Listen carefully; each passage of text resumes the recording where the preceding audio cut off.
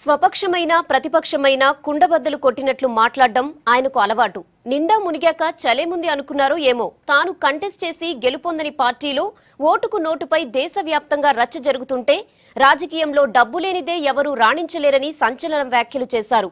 దీంతో సొంత పార్టీని ఇరుకున పెట్టారు.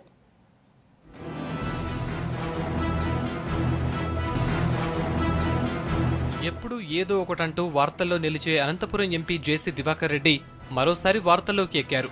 ఓటుకు నోటు వ్యవహారంలో ఎటూ తేల్చుకోలేక చంద్రబాబు తలపట్టుకుని కూర్చుంటే పుండు మీద కారం చల్లినట్టు చంద్రబాబుని ఏకిపారేశారు జేసీ. బాబు పథకాలన్నీ డొల్లేనని, ఒక్కటీ ప్రజలకు ఉపయోగపడటం లేదన్నారు. రాజకీయాల్లో డబ్బే ముఖ్యమని సంచలన వ్యాఖ్యలు చేశారు ఎంపీ జేసీ.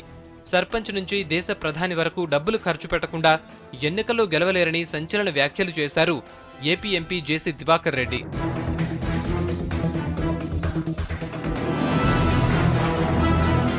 చంద్రబాబుపై జేసీ దివాకర్ రెడ్డి సెటైర్లు వేసి మరోమారు తన అంతరంగాన్ని బయటపెట్టారు.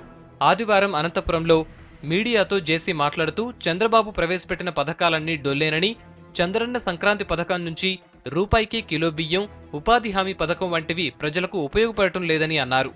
ఉపాధి హామీ పథకం వల్ల కూలీల కంటే ఫీల్డ్ అసిస్టెంట్లకే అధిక ప్రయోజనం కలుగుతోందని విమర్శించారు.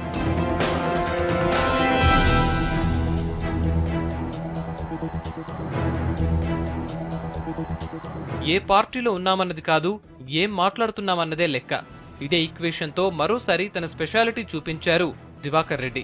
కాంగ్రెస్లో ఉన్నప్పుడు వైఎస్ను ఇరుకున పెట్టిన జేసీ తెలంగాణ బిల్లు సంప్రదింపుల సమయంలో రాయల్ తెలంగాణ అంటూ బాగానే హడావిడి చేశారు. ఒపీనియన్ను కుండబద్దలు కొడతారని ఆయనకున్న పేరు. అదే దూకుడుతో చంద్రబాబుకు కొత్త హెడేక్ తీసుకొచ్చారు జేసీ.